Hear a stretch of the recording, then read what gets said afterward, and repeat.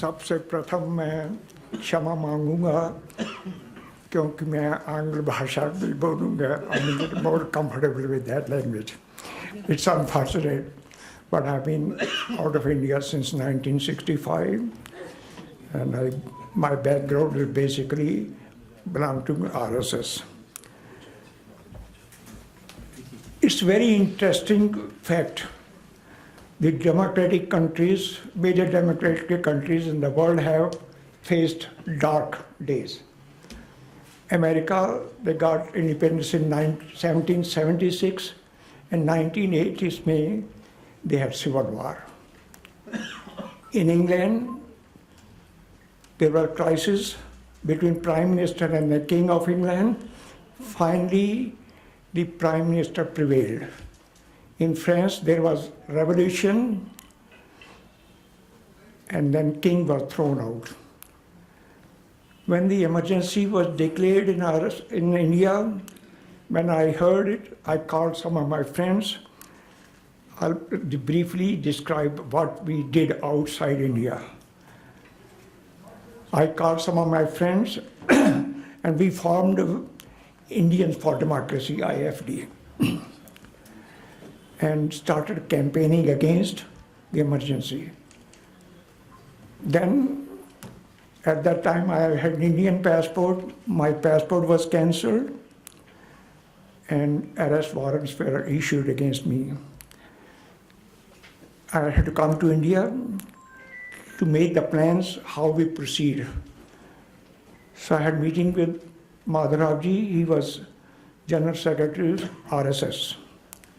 Incidentally, I'm third year OTC trained. I did my OT third year in 1963. So we talked about what to do, how to proceed. So I made the arrangement of Dr. Swami to escape from India. And he went through via Sri Lanka. He went to England first. He founded Friends of India International. Then he came to the United States, where we also started Friends of India Society International. He was the first president international. I was the second president. Now I'll just briefly explain the role of RSS outside India. Of course, India, they were very active. All the other parties became ineffective because their leaders, once their leaders got arrested, there was no cadre to do anything. Fortunately, due to the structure of RSS, the power does not lie with the top. Power lies with the Swamsek. Ghatnaiks is the main Ghatas. They are the one communication.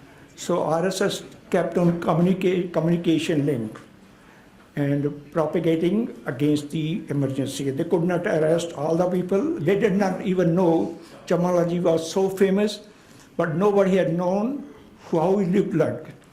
I had meeting when I visited India. I had meeting with him just close to the police station in New Delhi. He was just Western, and nobody knew who he was, how he looked like.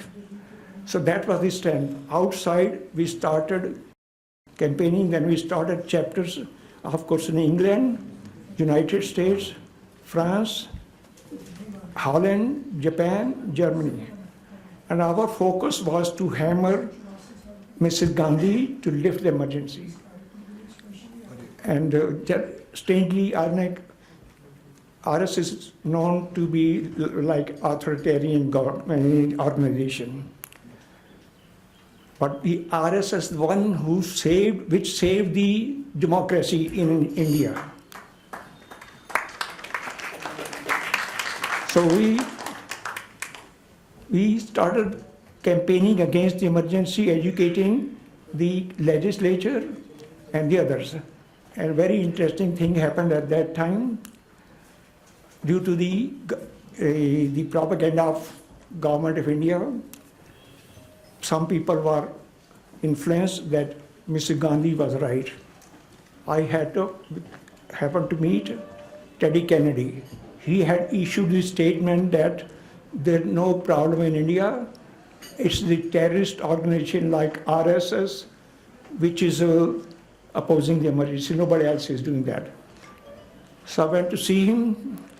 I said, Daddy, where did you get that information? He said, I got this information from the embassy. He said, did you check it? He said, no, I did not check it.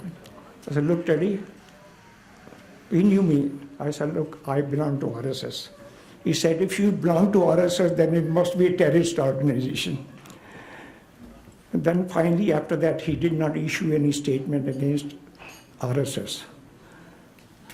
And we kept on pressing the Indian government whenever their representatives came to United States or England or anywhere. Our Karyakartas confronted them. And they were really embarrassed all the time. Finally, Mrs. Gandhi, she did not like to be called dictator.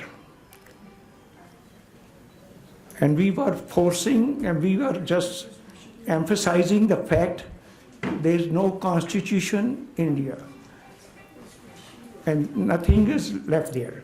Finally, they declared democracy. Talking to the democratic system. The Indian scholars were the first one to emphasize the concept of democracy, Ganatantra. In fact, there is a very interesting story when Alexander attacked India, the western part of India, there was some small kingdom which was democratic. He used to send his representative for discussion whether to surrender or what to do, fight. So he called the whole, thousands of people came. What is this thing? He said, we are a democratic country, nobody has the right to represent anybody else, we all have to. He said, I can't negotiate with all these people. So that's the extreme of democratic system. The freedom of expression also originated in India. Nobody was persecuted. You could say anything. You could attack Vedas. You can attack God. There were atheists. And nobody was persecuted. In fact, they were all declared as saints. So this is both extreme democratic system as well as the freedom of expression. India is the birthplace of both, beside the other concepts. Finally, when the elections were held, and that's the story everybody knows, so we must not forget this chapter, as civil war is an important chapter in the American democratic system. So this emergency is also, I don't know whether to call it important, but it definitely has some. And we should make sure that we stay a democratic country, and we will, no matter what happens, because that democracy is in our blood. It's nothing new concept given by any Western authority. It's in our blood, and RSS played a major role, both in India as well as in the foreign countries, to protect the democratic system. And we should have strong belief in both the democratic system, the will of the people, the expression of freedom of expression, and you will see India will not only survive, it will thrive. Dhanyavad.